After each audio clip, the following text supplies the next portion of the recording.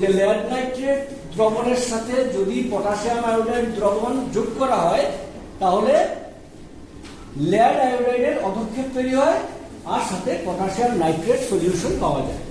Clear? এখানে lead iodide যেটা তৈরি হয় সেটা খুব সুন্দর দেখতে।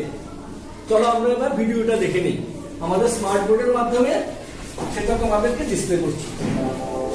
একটু মন দিয়ে তোমরা ভিডিওটা দেখো, তারপরে কিন্তু কোশ্চেন আনসার আসবে।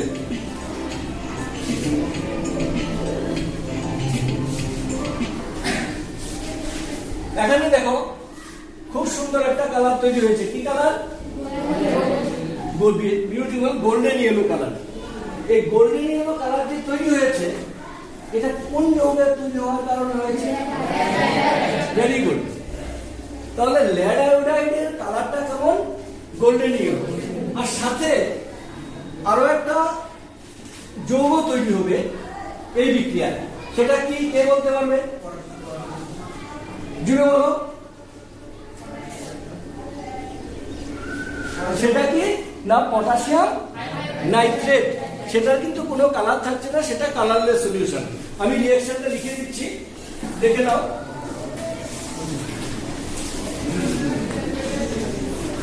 PbNO3 এটা কার সংকেত?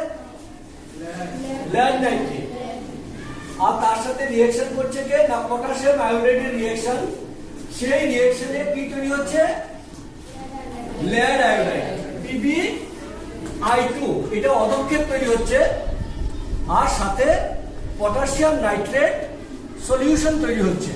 খেয়াল রাখবে রিঅ্যাকশন যখনই লিখবে তোমরা তাকে অবশ্যই ব্যালেন্স করে দেখাতে হবে। ঠিক আছে? তাহলে ব্যালেন্সিংটা কিভাবে আসবে? এখানে খুব একটা কিছু করতে হবে না, জাস্ট এখানে নাইট্রেট দুটো আছে তাহলে এখানে পটাশিয়াম নাইট্রেট দুটো তৈরি হবে। আর এখানে যেহেতু পটাশিয়াম দুটো তৈরি হয়ে গেল সেখানে 2 molecules of পটাশিয়াম আয়োডাইড দিলে পরে কি হয়ে যাবে? ব্যালেন্স কমপ্লিট হয়ে যাবে। তাহলে আমরা সব মিলিয়ে কি দেখলাম?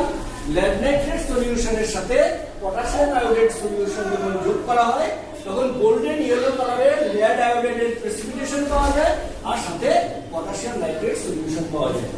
কারো কনফিউশন আছে? ঠিক আছে, থ্যাংক ইউ। শিখে নেবে।